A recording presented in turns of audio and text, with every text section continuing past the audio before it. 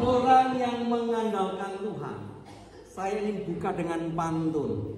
Artinya tugas Bapak Ibu apa? Dari mana datangnya cinta? Dari Facebook turun ke WA. Dari mana datangnya kecewa? Ketika berjumpa wajahnya beda. Biarlah rumah tangga bahagia sejahtera sana. Caranya, buanglah mantan-mantan di tempat yang tepat. Pantun ini ingin mengatakan bahwa dunia ini ada sebab dan akibat. Cakep ya. Nah saudara, begitu juga berkat Tuhan itu akan terjadi sebabnya kita mengandalkannya. Tadi dengan berjoget-joget itu cara orang pertoyudan yang jauh-jauh dari Magelang ke sini, ternyata di sini diajak joget sip. Maka merasa terberkati.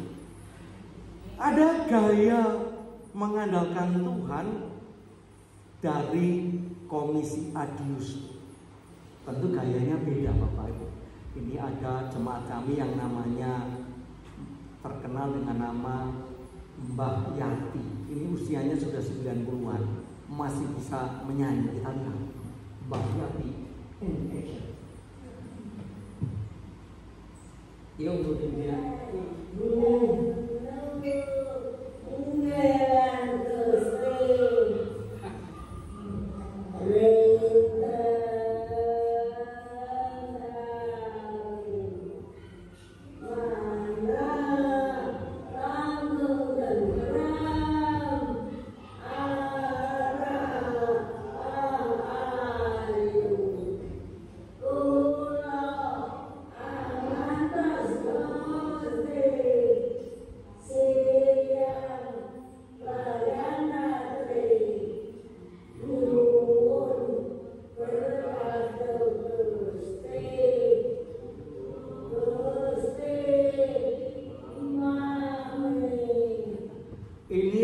Wajib GKJ, terutama para adiso. Ada yang mana masih ingat? Yendu ilang gusti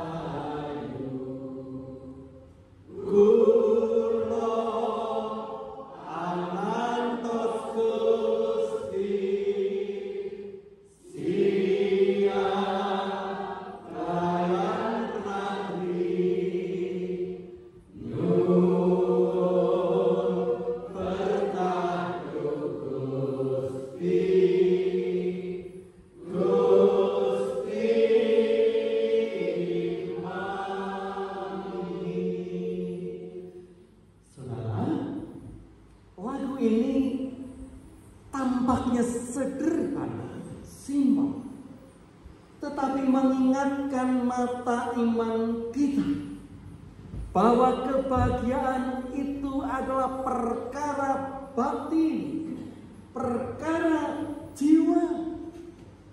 Ketika kita bisa merasakan damai dekat dengan Tuhan. Artinya ada loh orang yang dengan dekat dengan Tuhan itu nggak damai, ya kan? Contohnya ketika ditari jadi majelis itu nggak damai Bapak Ibu. Mangke riyen anak kula tasih sekolah hubungane niku napa? Pun tuwa ketika masih muda kula tasih enom. Ternyata dekat dengan Tuhan itu belum tentu damai. Nah, hari ini kita akan belajar Orang yang diberkati itu yang mengandalkan Tuhan, bukan yang menyingkirkan Tuhan, yang ketakutan dengan Tuhan, tak konangan, bukan. Tapi orang yang mengandalkan Tuhan itu orang-orang yang benar-benar dekat dengan Tuhan. Mari kita lihat ajaran Tuhan dari Lukas ini. Yang pertama,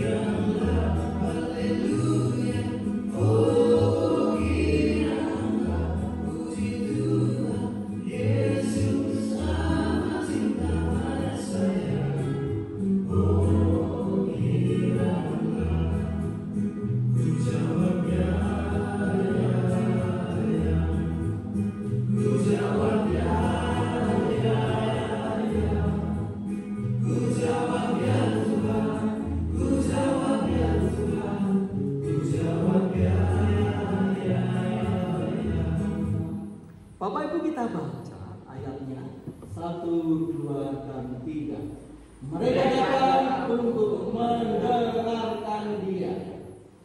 Ada yang tahu gambarnya siapa? Yang jelas ini namanya bukan Johan Bima, karena gambarnya di sini, Bapak Ibu. Ada yang tahu gambarnya siapa? Semua bawa handphone. Jadi kalau saya nggak berani handphone, yang bawa handphone dipakai, jangan-jangan nanti pulang jadi maya. Kalau yang punya handphone ada paketannya, coba di browsing. Dale Carnegie, pernah dengar nama Dale Carnegie? Itu motivator terkenal, Dale Carnegie. Nah, salah satu bukunya nanti di browsing dicocokkan supaya bukan hoax. Apakah ingin punya banyak teman? Nah, judulnya buku itu, apakah Anda ingin punya banyak teman? Salah satu teorinya yang diusulkan adalah juru bicara yang baik adalah pendengar yang baik. Seringkali kita salah. Kalau juru bicara itu bicara terus. Nah, jadi orang yang banyak bicara jangan disamakan dengan orang yang pintar bicara. Kalau orang yang bicara terus itu banyak bicara.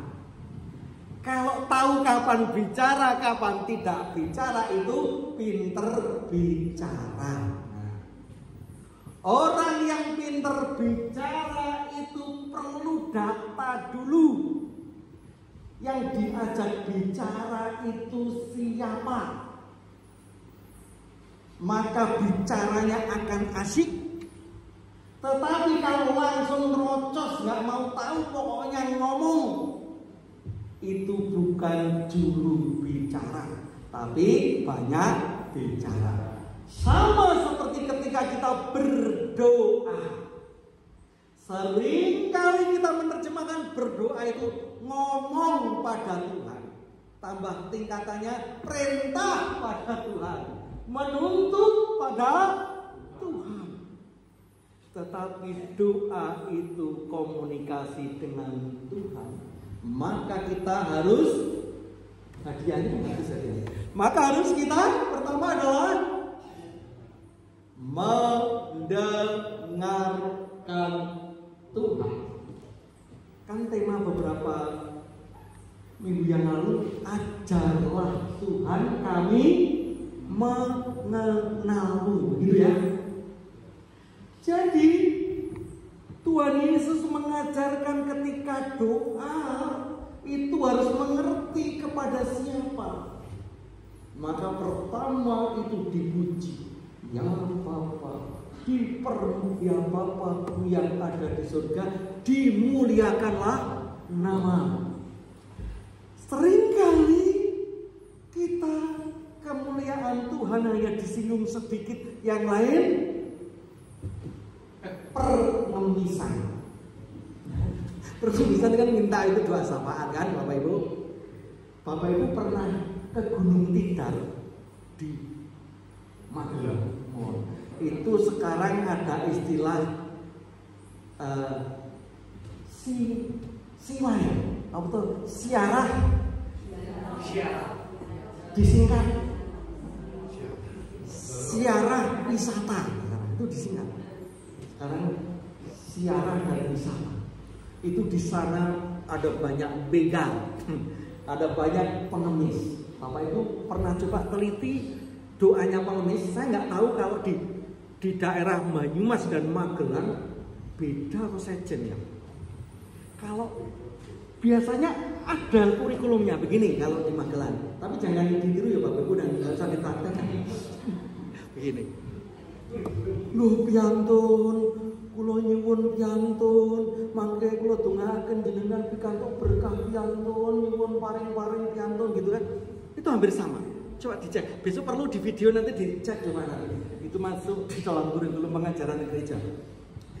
Ternyata menarik. Doanya bagus, mendoakan orang yang mau diminta, terus yang mau diminta lalu terus minta. Nah, jadi kita hampir sama. Ketika orang-orang Samaria mengatakan bahwa roti dan yang itu dimakan anjing, lalu saya hanya orang-orang Samaria hanya boleh yang dari remahan anjing. Artinya banyak orang itu ngapain gak kita minta pada Tuhan? Doanya, Tuhan berkati aku Tuhan dan aku akan memberkati banyak orang. Itu artinya orang yang berdoa hanya minta itu peliti saja. Nah saudara, ketika kita mendengar Tuhan, maka sebenarnya kita lihat Tuhan itu sungguh baik. Maka doa kita tidak hanya minta-minta. Ketika doa kita hanya minta-minta, maka kita tidak mendengar Tuhan. Artinya kita akhirnya tidak bisa mengandalkan Tuhan.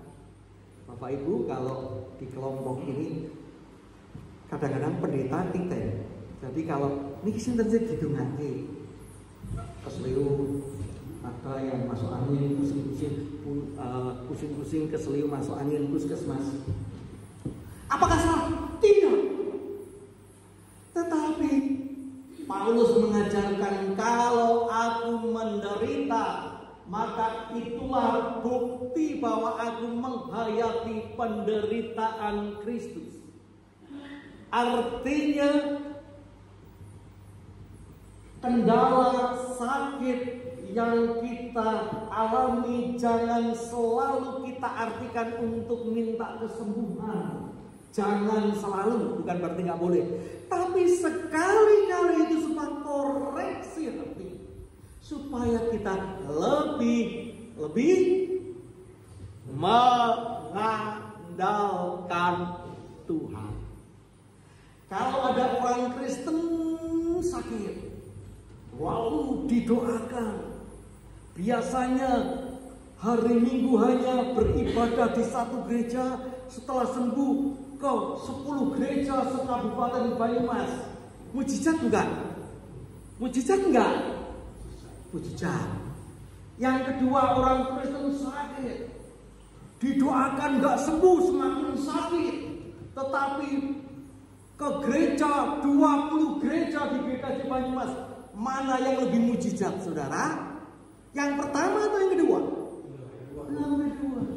Itulah mengandalkan Tuhan, berbicara masalah kekuatan iman yang harus kita mengerti, bukan sekedar hal-hal yang materi duniawi yang sementara. Itulah mengandalkan Tuhan, dengarkan Tuhan.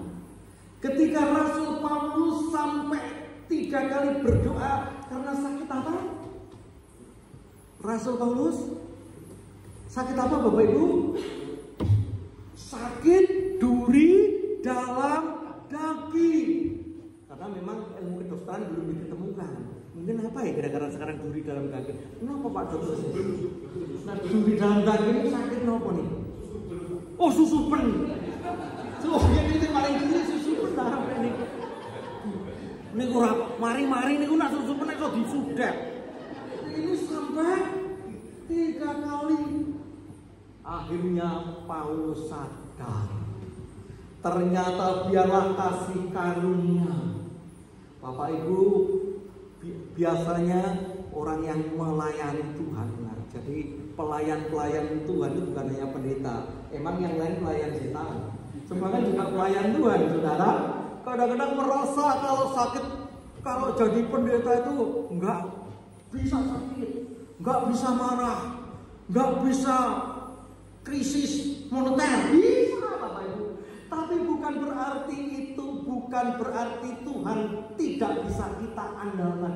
Justru di dalam kelemahan kita dengar Tuhan, cukup kasih karuniamu sing sabar, rasa melu nesu karo jenengan atimu Pak Bento dadi. Ini kira ilustrasi sing sabar, sing waras. Nah, artinya ketika kita mendengar suara Tuhan, tidak terprovokasi suaranya pendeta dan majelis, Tuhan itu sangat menyayangi. Sing sabar walaupun jadi gereja di pedalaman, di pinggiran jangan pedalaman, kota lama. Yang muda-muda pergi dididik kata sasi, persembahannya di Jakarta, sing sabar. Upahmu besar. Nah, saudara, dengarkan Tuhan. Ada banyak kebaikan-kebaikan yang lebih dahsyat. Itulah orang yang mengandalkan Tuhan tidak tumbang hanya karena hal-hal yang sementara dan duniawi. Maka mereka itu datang mendengarkan Tuhan. Murid-murid itu pertama mendengarkan Tuhan. Yang datang itu pertama mendengarkan Tuhan. Tapi minta fasilitas. Yang lapar minta roti dan ikan. Yang sakit disembuhkan. Kan tambah paket itu. Tapi yang pertama ke gereja itu mendengarkan firman Tuhan. Perkara dapat diakonia dan hadiah itu bonus. Hati-hati.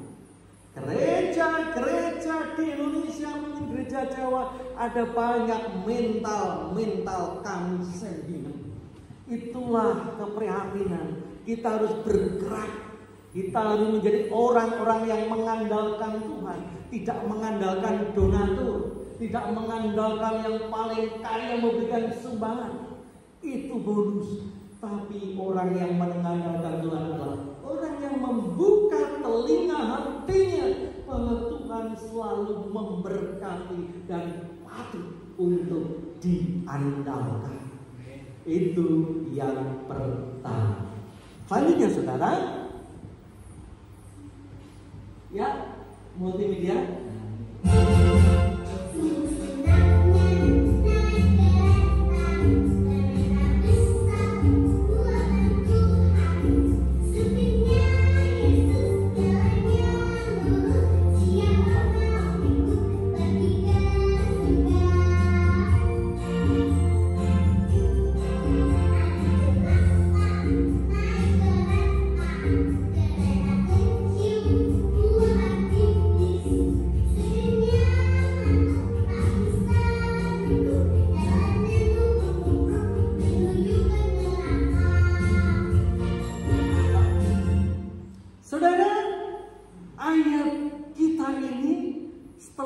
Mendengarkan ada 2 hal yang dikatakan Yesus.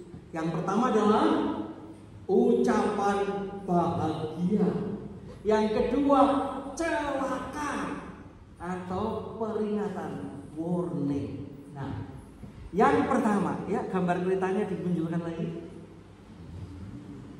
Nah, itu kan semua pakai berbahagialah.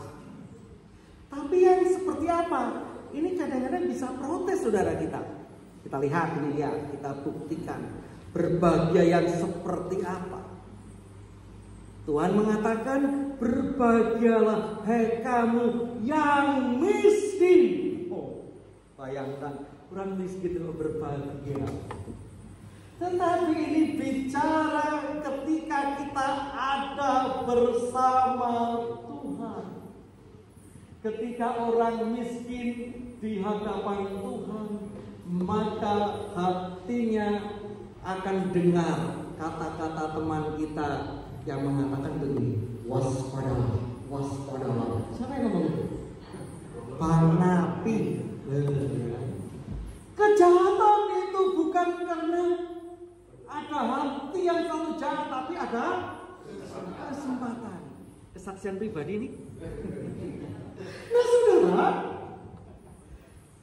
ketika kita berbahagia, maka bahagia kita itu berkenan di hadapan Tuhan. Ada sebuah kesaksian Bapak Ibu, saya ketemu teman-teman pendeta dari salah satu gereja karismatik. Kalau kita kan nggak karismatik, ketika kami ketemu di pemakaman, nggak apa-apa saya bilang di sini nggak ada yang kenal. Dia bilang, Pak, luar biasa Pak berkat Tuhan itu. Kenapa Pak? Wah, sekarang di samping itu udah lama ya, sudah 10 tahun yang lalu. Ternyata ketika anak-anak Tuhan itu bekerja, termasuk di Samsat, kita dapat berkat. Bapak gitu, iya. Saya nggak lewat prosedur, langsung jadi. Itu berkat Allah kena Pak. Hai bro. Ya kan Bapak Ibu, seringkali ketika kita senang, ketika kita mendapatkan itu mengatakan berkat Tuhan. Hati-hati. Bapa surgawi itu tidak pernah bertahta di gunung kayu. Bapa di surga tidak pernah berkolaborasi dengan Nyai. Saya nggak berani gini Pak. Dikira saya mengadakan penghinaan. Di jemaatnya kena ini. Nah saudara, artinya bahagia itu bukan bicara panjang, lebar, banyak, sedikit, sakit atau sehat. Tidak. Tapi bicara ketika kita mengandalkan Tuhan. Bapak Ibu, saya kalau pas itu kami baru ketemu teman ya, apalagi dengan Pak Gati ini yang sama-sama dari Magelang. Itu yang saya pikirkan nanti kalau ketemu itu bisa cerita curhat gerejanya masing-masing. Hebatnya majelis, jeleknya majelis, galaknya majelis, ya kan gitu. Enak ngomong berdua, nggak ada yang dengan katarsis kan, plong gitu kan. Jadi nggak pernah membayangkan ini nanti kopinya dari Banyumas apa, pagi-pagi satenya apa, enggak. Kalau ada ya betul. Artinya saudara, ketika kita memahami Tuhan, kita bisa curhat dengan Tuhan. Ketika kita bisa berdoa dengan Tuhan, maka yang lain, Paulus katakan, yang lain sampah. Jadi banyak orang yang hanya pemahaman berkat Tuhan, mengandalkan Tuhan, bahagia itu bicara yang sementara. Itu secara psikologis ketemu teman aja luar biasa. Kadang-kadang malah diberi minum nggak diminum, ya, nggak sempat, nggak penting. Ketika kita mengandalkan Tuhan, itu adalah jawaban kehidupan iman. Ketika kita tidak merasakan ada Tuhan bersama kita, maka kita harusnya celaka.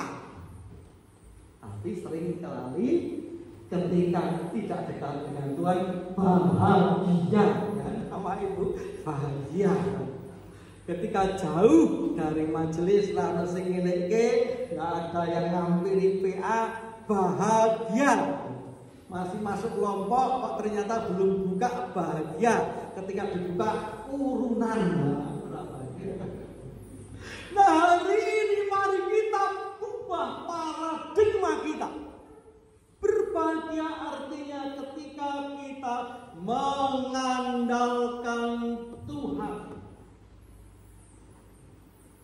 Kok Tuhan, nenek, kakek, duitnya habis oleh cucu itu bahagia kok bangga, ya toh? Bangga. Satu cerita, saya baru bayaran langsung habis untuk cucu saya yang saya kasih. Senang. Mari, ketika kita mengandalkan Tuhan, kita layak menjadi orang-orang yang berbahagia. Tapi awas, ketika kita berbahagia dan tidak mengandalkan Tuhan, kaya raya, dan teori ini harus segera dibuang dari pemahaman kita. Balita dimanja, sudah besar kaya raya, ketika mati itu hoax. Nggak mungkin, saudara. Ketika kita tidak mendisiplinkan diri. Nah, saudara, hati-hati. Ini cerita. Jadi ini tafsiran saya. Kira-kira kan kalau tafsiran manusia nggak sempurna. Saya kadang-kadang membayangkan begini. Yang saya takutkan itu bukan nggak masuk surga. Ya kita percaya kan Tuhan Yesus menyelamatkan kita, masuk surga nggak Bapak Ibu? Yang nggak keset ke gereja masuk surga nggak? Tapi percaya Tuhan Yesus. Kok ragu-ragu? Masuk ya? Yang nggak mau nggak jadi majelis, nggak mau masuk surga Pak? Masuk. Jadi semua masuk di surga. Nah, tetapi ada bahaya besar. Orang yang di surga itu tidak mengandalkan Tuhan. Bapak Ibu, dulu ada lagu lama begini lagunya untuk kaum muda di angkatan jadul. Masa muda sungguh senang, masa penuh dengan cita-cita, dengan hati yang tak kunjung padam, selalu membakar di hati. Masa mudaku, masa yang terindah, masa Tuhan memanggilku. Masa mudaku, masa yang terindah, masa Tuhan dosa-dosaku. Lalala, gitu kan? Nah, jadi ini yang menciptakan pemuda gereja. Beda kalau yang menciptakan ini apa? Yang gereja tua itu juga gereja tua kan? Lagunya siapa? Pantus itu gereja tua, tapi itu agak untuk cari duit. Nah, ketika kita di surga, kan kita rindu cerita. Dulu saya ketua pemuda, saya majelis 4 tahun, berkali-kali tetap jadi majelis. Ini saya pendeta sampai emeritus dini atau alami. Mereka nyanyi. Saya harap nanti saya dengan Pak Gati juga tepuk-tepuk di sana. Kan kita punya cerita melayani Tuhan. Tetapi yang menerima Tuhan itu sudah tua. Sebelumnya itu kayak seorang mungkin gambler dan drunken master, ya tetap masuk surga. Itu di surga sedih. Mesti aku main cerita apa? Aku ini ketemu Tuhan Yesus Kristus tua wis ra iso apa-apa mlebu swarga. Kancane tepuk-tepuk cerita dadi majelis GKJ Banyumas, dadi ketua kelompok organis seperti Pak Wardi. Wah, itu ceria. Dia stres di surga. Nah, malaikat kan tahu. Loh, ngapain kamu di surga kok stres? Aduh Pak malaikat, nggak pakai Pak ya, karena tanpa gender.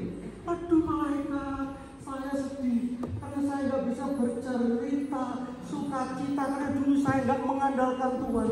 Akhirnya kan malaikat lapor pada Yesus tuh. Gusti Yesus, niki enten wong sing stres nang swarga, niku nang padon meneng mawon, malah bodhe niku tenggiri desa. Kenapa ya? Kok stres? Timbali. Kenapa kowe stres? Oh, ya wis. Timbang kowe stres tak pindah nang neraka. Hati-hati saudara, ketika kita tidak mengandalkan Tuhan dalam segala situasi, kita bisa stres di neraka. Mari supaya kita stres di surga dan tidak dipindahkan ke neraka, kita menjadi orang-orang yang berbahagia karena mengandalkan Tuhan, bukan orang-orang yang celaka. Amin. Satu bagi kita.